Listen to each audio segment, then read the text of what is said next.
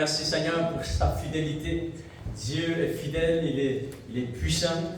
Et on a prié après année, et puis on voit les résultats de tout ce que le Seigneur a fait, et chercher des gens de toute nation, nationalité pour remplir son Église. On lui donne l'honneur, la gloire et la puissance. Ça fait qu'on remercie le Seigneur qui entend nos cris. Amen. Ça dit dans la parole de Dieu, ça dit que Dieu entend les cris de nos cœurs et il penche son oreille.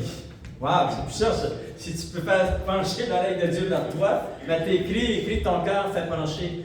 Dieu entend ta prière. Gloire au Seigneur. Enfants de Dieu, si vous voulez, on va tourner ensemble dans Romains chapitre 4, parce que j'ai eu à cœur une nouvelle série d'enseignements qui va avoir pour titre La foi qui croit ce que Dieu déclare.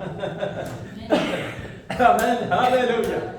Et nous allons commencer, nous allons lire quelques versets dans Romains chapitre 4, partie du verset 16 jusqu'au verset 21. Et puis nous allons découvrir ensemble, enfants de Dieu, que ces versets parlent d'Abraham. Mais vous savez que, juste pour vous placer dans le contexte, Abraham n'avait pas de Bible. L'Ancien Testament n'était pas écrit, le Nouveau Testament n'était pas écrit. Nous avons la Bible. Fait que c'est facile pour nous de placer notre foi dans la Bible, dans la parole de Dieu. Mais Abraham, lui, il a placé sa foi en Dieu, sans aucune Bible. Fait que, vraiment, c'est puissant, enfant de Dieu. Lisons ensemble dans Romains chapitre 4, et on va lire ces quelques versets, parce que la parole de Dieu est tellement puissante, et elle va vraiment, elle va activer aussi notre foi ce matin. Parce que la foi vient de ce qu'on entend vient de la parole de Dieu. C'est pour ça que la parole de Dieu est enseignée, c'est afin que la foi, elle vient, elle s'active. Alléluia! Et votre foi, elle commence à s'activer avec la parole de Dieu, elle va continuer, enfant de Dieu, à s'activer. Ça dit dans Romains chapitre 4, verset 16. C'est pourquoi les héritiers le sont par la foi, pour que ce soit par grâce, afin que la promesse soit assurée à toute la postérité, non seulement à celles qui sont sous la loi, mais aussi à celles qui ont la foi d'Abraham, notre Père à tous. Pourquoi il est appelé notre Père à tous? C'est parce qu'Abraham a été le premier qui a manifesté la foi envers Dieu. Fait qu'il est le Père de la foi, que la parole de Dieu nous enseigne, enfants de Dieu. Et ça dit, Abraham, notre Père à tous, selon qu'il est écrit, Dieu lui avait dit ceci, je t'ai établi Père d'un grand nombre de nations. Il est notre Père, devant celui auquel il a cru, Dieu. Amen. C'est très important. Notre foi doit être placée en Dieu. Et il a cru Dieu. C'est parce que la foi fonctionne avec Dieu. Gloire au Seigneur. Vous savez, aujourd'hui, il y a toutes sortes les gens placent les foi, les espérances dans toutes sortes de choses. Mais ici, ça dit, il a cru Dieu. Et c'est cela qui fonctionne, c'est cela qui transforme des vies. Il a cru quoi? Il a cru Dieu. Il a cru que Dieu donne la vie aux morts. Et qui appelle les choses qui ne sont point comme si elles étaient.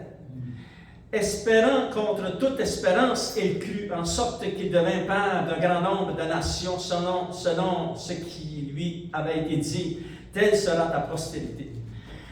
Et sans faiblir dans la foi, il ne considéra point que son corps était déjà usé, parce qu'il avait 100 ans. Puisqu'il avait près de 100 ans et que Sarah n'était plus en âge d'avoir des enfants. Il ne douta point, par incrédulité au sujet de la promesse que Dieu lui avait faite. Mais il fut fortifié par la foi, donnant gloire à Dieu, et ayant la pleine conviction que ce qu'il promet, il peut aussi l'accomplir.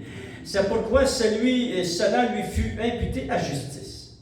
Mais ce n'est pas à cause de lui seul qu'il a été écrit que cela lui fut imputé à justice. C'est encore à cause de nous. Ouh, alléluia! Et là, c'est nous, ça parle de Dieu. Amen. La parole de Dieu parle de nous. C'est encore à cause de nous, enfants de Dieu, à qui cela sera imputé à nous qui croyons en celui qui a ressuscité des morts, Jésus notre Seigneur, lequel a été livré pour nous nos offenses et a ressuscité pour notre justification. Seigneur, nous voulons te remercier. Nous croyons que tu es ressuscité d'entre les morts. Et nous avons placé notre foi dans un Dieu vivant. Oh, alléluia! Parce que tu es ressuscité, tu es le Dieu de gloire, et nous avons placé notre foi en toi. Seigneur, je te demande de bénir la parole de Dieu, tous ceux qui entendent le message aussi sur la chaîne YouTube, tous ceux qui sont ici dans ton église ce matin, au nom de Jésus, nous t'avons prié. Amen, à lui soit la gloire. Vous avez remarqué le titre, enfant de Dieu, c'est très important. Il a cru Dieu. Alléluia! Notre foi doit croire ce que Dieu a déclaré. Amen. C'est très important. Et lorsque tu crois ce que Dieu a dit, ce qu'il est, ce qu'il peut faire, tout est possible à Dieu. Wow! Tu viens de placer ta foi dans un grand Dieu. Parce qu'il est tout-puissant, enfant de Dieu. Alléluia! Vous savez, ici, ça dit dans la parole de Dieu, dans Romains chapitre 4 qu'on vient de lire, qu'Abraham, enfant de Dieu, Dieu lui est apparu dans Genèse chapitre 17. Vous pourrez le lire, verset 1 jusqu'au verset 5. Et ça dit que Dieu va lui dire, « Je suis le Dieu tout-puissant. » Il invite Abraham, il dit, « Abraham », parce qu'il ne s'appelait pas Abraham, il s'appelait Abraham. Il va lui dire, marche devant moi et marche dans l'intégrité. Alléluia. Et il rajoute ceci, il dit Abraham, ton nom ne sera plus Abraham, mais ton nom va être changé. Il a changé son nom à Abraham, qui veut dire père d'une multitude de nations. Mais on se place dans le contexte et nous savons que lorsque Dieu va dire cela à Abraham, il a 100 ans. Et à 75 ans, Dieu lui avait promis un fils. Il n'était pas encore dans la famille. Le fils n'était pas né 25 ans plus tard. Mais Dieu lui apparaît et lui dit, maintenant je change ton nom à Abraham. Et en plus, Dieu va rajouter ceci. Il dit, je vais bénir ta semence, ta postérité. Il va sortir de toi des rois des nations. Nous le savons aujourd'hui. C'est vraiment tout ce qui est arrivé. Vous avez juste à regarder au Moyen-Orient. Vous allez voir toute la descendance d'Abraham en Israël et aussi alentour des pays. Les pays, ce sont tous la descendance d'Abraham. Ça fait que nous savons que Dieu a gardé cette promesse puissante. Et Dieu va rajouter à Abraham, il va dire, maintenant j'ai changé ton nom. Lorsque tu vas rentrer chez toi, tu diras à ton épouse, Dieu a changé mon nom. Je ne m'appelle plus Abraham, mais je m'appelle Abraham. Et là, il est rentré dans la maison et il a conté cette histoire à son épouse. Et il rajoute ceci, il dit, en plus, Dieu me dit de changer ton nom. Tu vas t'appeler Sarah. Mais Sarah a 90 ans.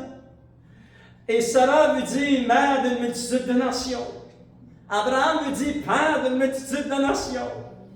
Et l'enfant de Dieu, lorsqu'on le regarde dans Romains chapitre 4, ça dit, enfant de Dieu, que Dieu lui avait promis un fils. Est-ce qu'elle allait être un fils d'un homme de 100 ans et d'une femme de 90 ans? Ça prenait une action naturelle de Dieu. Mais je peux vous dire, enfant de Dieu, d'après les versets que nous avons lus, regardez, on va juste les souligner juste un peu. Ça dit dans Romains chapitre 4, verset 18, ça dit « Espérant contre toute espérance, il crut. » Verset 19, « Et sans faiblir dans la foi. » Amen, alléluia. Verset 20, « Il ne douta point. » Oh, alléluia. Maintenant, enfant de Dieu, on se place dans le contexte d'Abraham. Je rentre dans ma maison et là, j'ai 100 ans. Wow, j'ai 100 ans, mon épouse a 90 ans. Et Dieu me promet un fils. Et ça va bien la première journée, je suis certain que ça a bien été. Mais le lendemain, lorsqu'il va se lever, les semaines après, les mois après, il n'a pas laissé entrer le doute dans son cœur. Il n'a pas faibli dans sa foi envers Dieu. C'est pour ça que ça dit que cela lui a été imputé à justice. Parce qu'il a gardé la foi. Alléluia.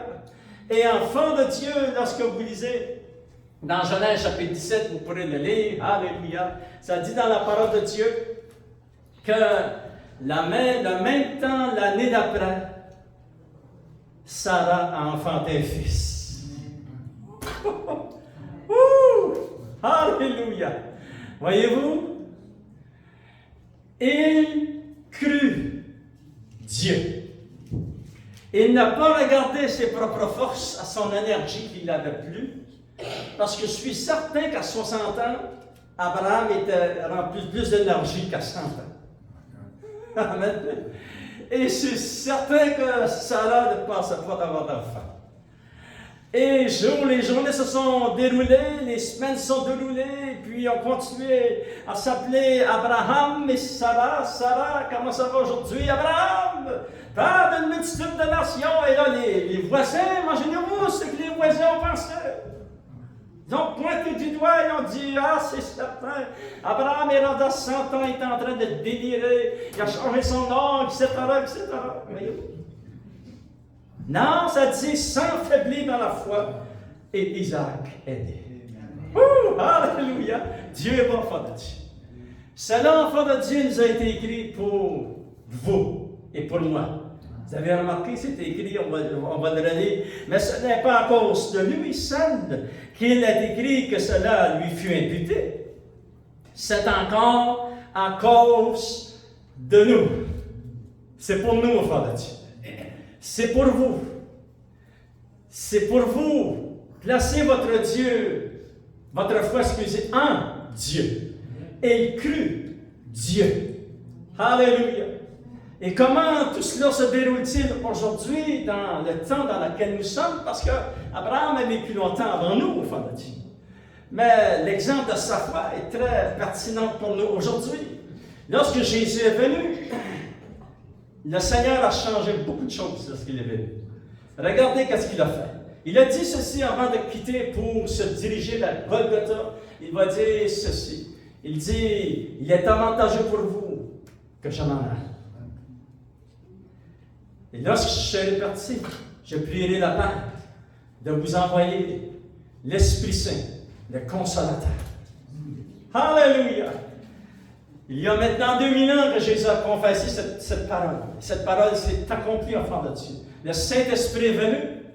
Et regardez comment fonctionne la puissance de la foi. Et nous, en plus, on est bénis. On a des Bibles, la foi de Dieu. C'est merveilleux. C'est un miracle de Dieu, vous avez une Bible. Alléluia. Comment cela se produit-il que nous ayons la foi, même foi qu'Abraham a eue, on peut avoir foi en Dieu. Comment cela se produit-il aujourd'hui? Regardez, enfant de Dieu, le processus que Dieu a mis en marche. Dans Jean chapitre 16, verset 7, il dit « Il est avantageux pour vous. Et lorsqu'il sera venu, le Consolateur, l'Esprit de vérité, il vous enseignera dans la vérité, et il vous conduira dans la vérité. Et lorsqu'il sera venu, et il est venu. » Alléluia. Ça, c'est la première chose que le Seigneur Jésus a mis en marche, enfant de Dieu. Regardez dans 2 Corinthiens chapitre 4, verset 13 et 16. C'est très important. Comment j'ai reçu la foi? Comment vous avez reçu la foi? C'est un acte surnaturel de Dieu par la foi de Dieu. Avoir la foi pour le salut, c'est un cadeau de Dieu. Tout bien, c'est un cadeau que le Seigneur nous a fait. Et il vous a donné la foi dans votre cœur, c'est un acte surnaturel de Dieu. Il est dit dans 2 Corinthiens chapitre 4, verset 13, ça dit, nous avons reçu le même esprit de foi. C'est-à-dire que le Saint-Esprit peut être appelé l'esprit de foi. Parce que c'est lui qui a emmené la foi dans notre cœur. Nous avons dit oui. Et lorsque nous avons dit oui au Seigneur, enfant de Dieu, Il y a des miracles extraordinaires qui se sont mis en marche. Mais comment cela s'est-il déroulé? C'est l'esprit de foi, que le Saint-Esprit qui a fait quelque chose. Il était avantageux pour vous. Et c'était vraiment un avantage vraiment exceptionnel. Regardez dans Romains chapitre 12, verset 3. Ça dit, enfant de Dieu, je vais vous le lire. C'est un verset puissant. Il est dit dans Romains chapitre 12, verset 3, « Par la grâce qui m'a été donnée, je dis à chacun de vous de n'avoir pas de lui-même une trop haute opinion, mais de revêtir de sentiments modestes, selon la mesure de foi que Dieu a départie en chacun. » Écoutez bien, qui a départi en nous une mesure de foi? C'est Dieu. Le Saint-Esprit a fait ce travail. C'est pour ça que c'est avantageux pour vous qui viennent. Dieu, le Saint-Esprit, a départi en moi une mesure de foi. Et comment cela s'est-il réalisé? Vous savez, ça dit dans la parole de Dieu, si tu confères de ta bouche le Seigneur Jésus, et si tu crois dans ton cœur que Dieu l'a ressuscité d'entre les morts, tu seras sauvé. Ça commence, la vie chrétienne commence là. Amen. Alléluia. Ça commence lorsque tu confesses de ta bouche le Seigneur Jésus. Que tu crois dans le fond de ton cœur que Dieu le Père l'a ressuscité d'entre les morts. Si tu as ces deux choses, ça dit, tu seras sauvé. Ajoute rien d'autre. C'est Dieu qui dit cela. Dieu dit, si tu confesses de ta bouche le Seigneur Jésus, si tu crois dans ton cœur que Dieu l'a ressuscité d'entre les morts, tu seras sauvé. Et là, enfant de Dieu, ça passe à une action naturelle. Le Saint-Esprit place en toi une mesure de foi. Oh, alléluia! Et lorsque ça se produit, oh, là, tu deviens responsable de faire grandir ta foi. La foi vient par la parole de Dieu, et là, tu veux grandir, pousser ta foi, alléluia, et tu veux vraiment marcher avec le Seigneur, parce que là, tu viens de vivre un miracle extraordinaire. Dieu a départi en toi une mesure de foi. Et cette mesure de foi est très importante. Peut-être, si tu penses que tu as une petite foi, si tu penses que tu as une grande foi, tu as une foi parfaite parce que la foi grandit. Alléluia. Place ta foi dans un grand Dieu. C'est lui qui va faire le travail. Alléluia. Qu'importe la mesure de la foi que nous avons, nous plaçons notre mesure de foi dans un grand Dieu. C'est ça qu'Abraham a fait. Il a placé sa foi, ça dit, il crut Dieu. Alléluia. Nous croyons en Dieu. Nous croyons ce que Dieu déclare enfant de Dieu. Alléluia. Et aussi, enfant de Dieu, le Saint-Esprit départit en nous une mesure de foi. Et aussi, le Saint-Esprit, c'est lui qui manifeste le don de la foi. Gloire au Seigneur. Souvenez, Jésus a dit un jour, ayez foi en Dieu.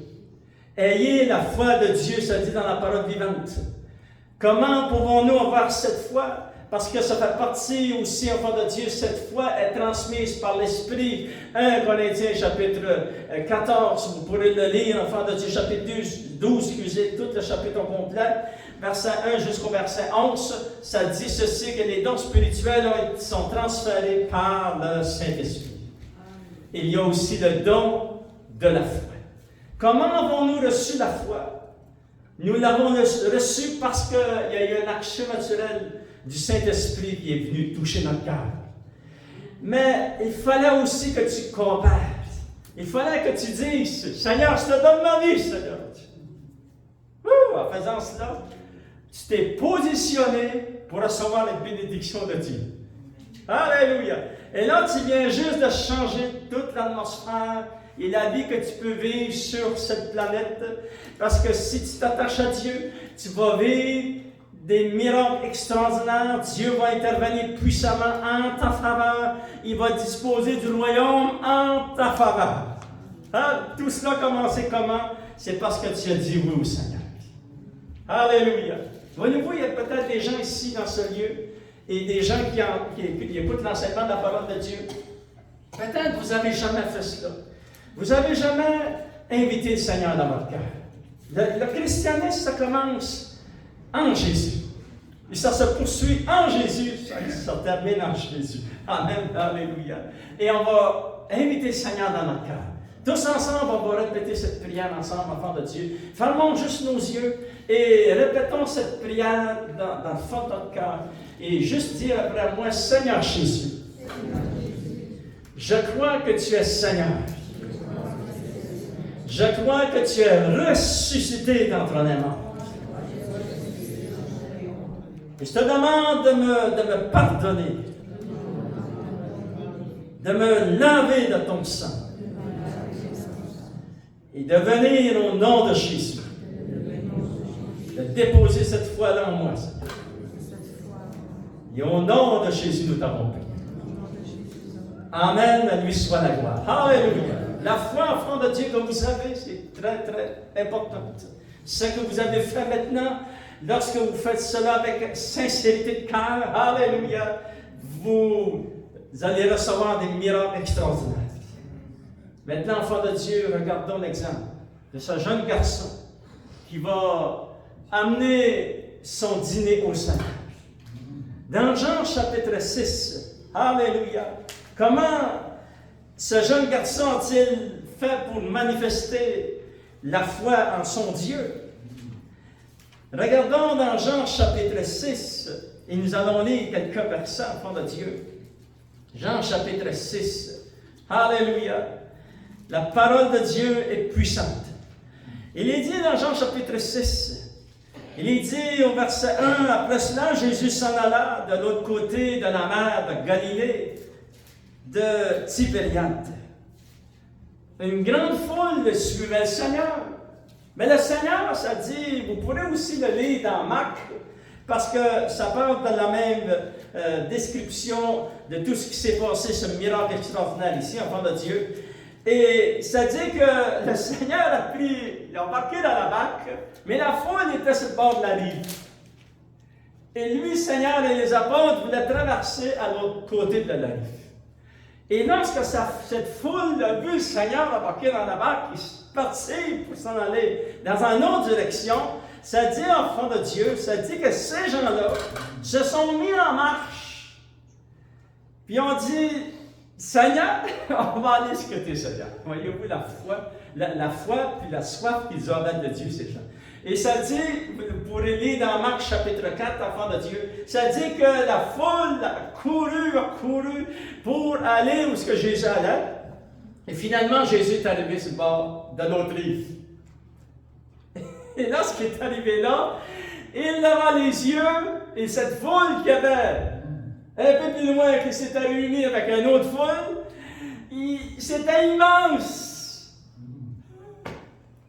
C'était immense, ça fait. Regardez, verset 5, ça dit, ayant levé les yeux et voyant qu'une grande foule venait à lui, Jésus dit à Philippe, où achèterons-nous des pains pour que ces gens aient à manger?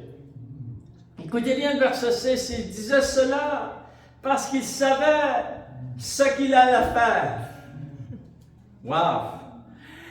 Philippe lui répondit, les pains qu'on aurait pour 200 deniers ne suffiraient pas que chacun en reçusse un peu. Un des disciples, André, frère de Simon-Pierre, lui dit, il y a ici un jeune garçon qui a 5 pains et 2 poissons. Mais qu'est-ce que cela pour tant de gens? Et Jésus dit, faites-les asseoir. Il y avait dans ce lieu beaucoup d'herbes.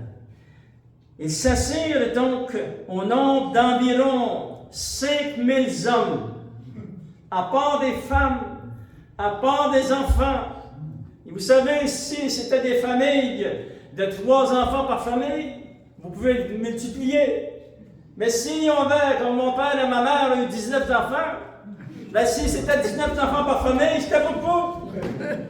Mais on va aller à 7 ou 8 par famille. Amen. Fait qu'on voit, enfant de Dieu, beaucoup de gens sont là devant le Seigneur Jésus.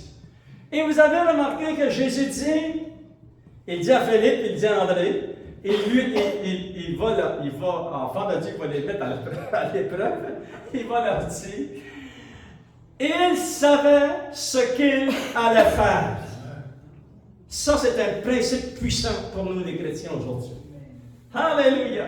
On va le voir ensemble, enfants de Dieu.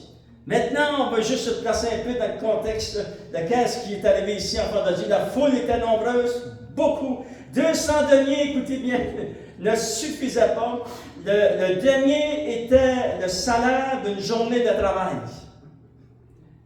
Ça veut dire qu'ils avaient de l'argent pour acheter pour des ouvriers qui avaient travaillé 200 jours. Il y avait beaucoup, pareil. Mais ça ne suffisait pas. Voyez-vous? Ça dit ici, enfant de Dieu, le besoin était tellement immense et très grand. Jésus savait ce qu'il allait faire. Et s'il vous plaît, je veux que vous tourniez avec moi dans Éphésiens chapitre 2. Il faut que je vous montre ce verset. Vous pourrez le souligner dans votre Bible. C'est très important ce que la parole de Dieu déclare. Ça dit que Jésus savait ce qu'il allait faire. Écoutez bien ceci, enfant de Dieu. Il est dit dans Éphésiens chapitre 2, verset 10. Alléluia. Éphésiens chapitre 2, verset 10, tout le monde l'a trouvé. Ça dit, car nous sommes son ouvrage ayant été créé en Jésus-Christ pour de bonnes œuvres que Dieu a préparées d'avance afin que nous les pratiquions.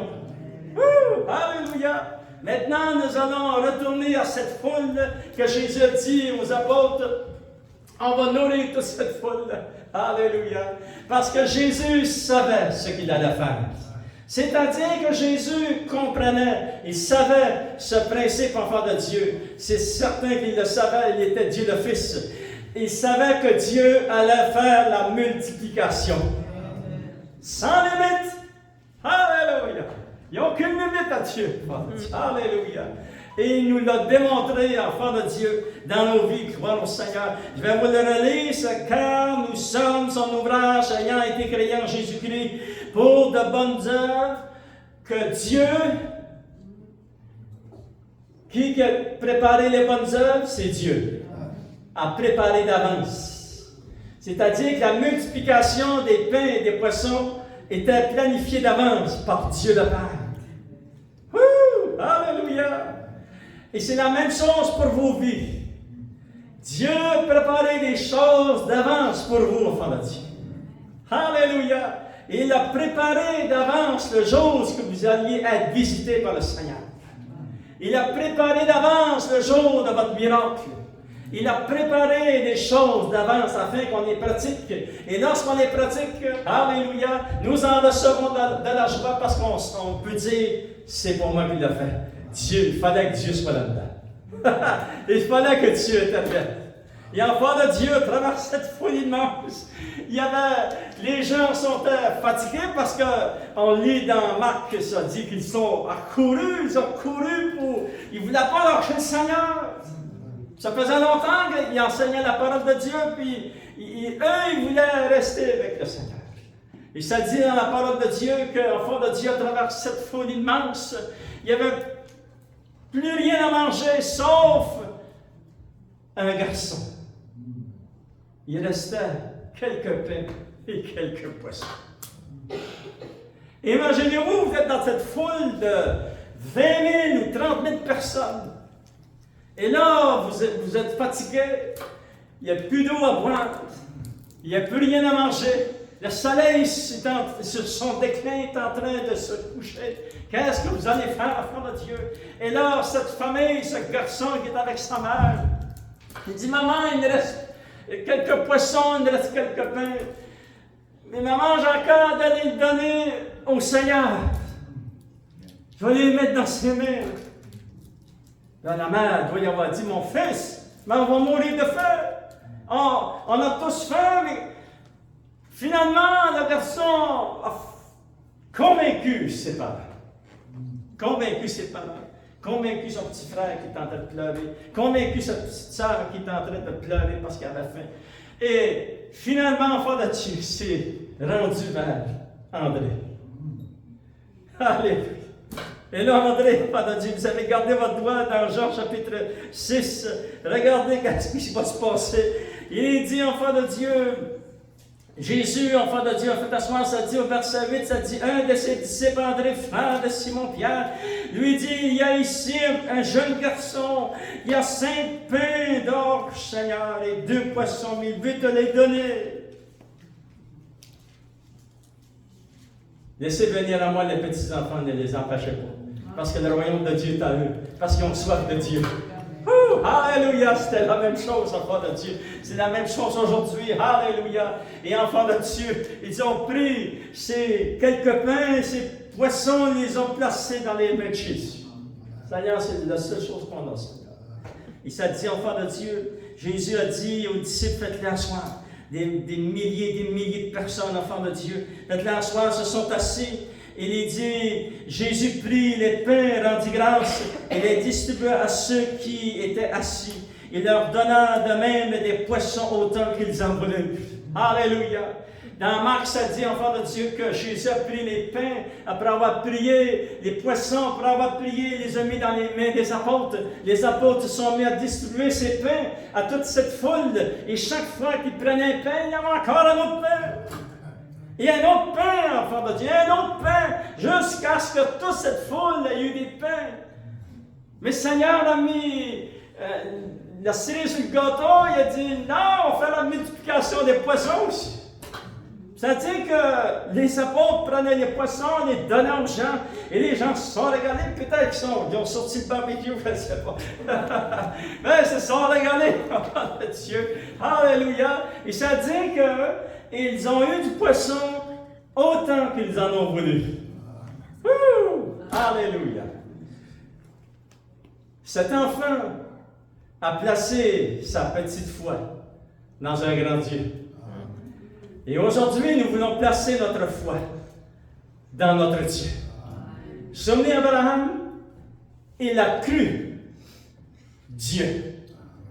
Et nous sommes ici. Et ceux qui nous entendent dans leur foyer, sur la chaîne YouTube, eux aussi, ils vont placer leur foi en Dieu. Nous croyons en Dieu. Alléluia. Lèvons-nous ensemble, enfants de Dieu. Alléluia. Et on veut terminer en prière, on veut prier pour les différents besoins. Le Seigneur a amené la multiplication, enfants de Dieu. Et Dieu va faire la même chose pour vous. Il va faire la même chose pour tous ceux qui placent leur foi dans ce grand Dieu. Parce que Dieu est un Dieu de miracles. Alléluia. N'hésitez pas, lorsque les musiciens vont commencer ce chant, tous ceux qui aimeraient recevoir soit un miracle, soit une intervention pour du travail, soit une intervention pour vos finances, soit une intervention pour que Dieu vous guérisse de quelque chose que ça fait longtemps que ça vous suit, que Dieu guérisse vos poumons, que Dieu guérisse vos intestins, que Dieu guérisse votre corps, enfant de Dieu. Ne craignez pas. Placez votre foi en Dieu. Alléluia. Et c'est ça qu'on va faire, enfant de Dieu. On va prier, on va demander au Seigneur qu'il puisse intervenir puissamment. Alléluia. Lorsque ce chant commence, venons, enfant de Dieu, pour recevoir de la prière et vraiment toucher le bord du vêtement du Seigneur Jésus ce matin. Alléluia. À toi la gloire, l'honneur et la puissance, Seigneur Dieu. Et levons nos mains vers lui, enfant de Dieu. Tous ceux qui vont rester à leur place, juste prier pour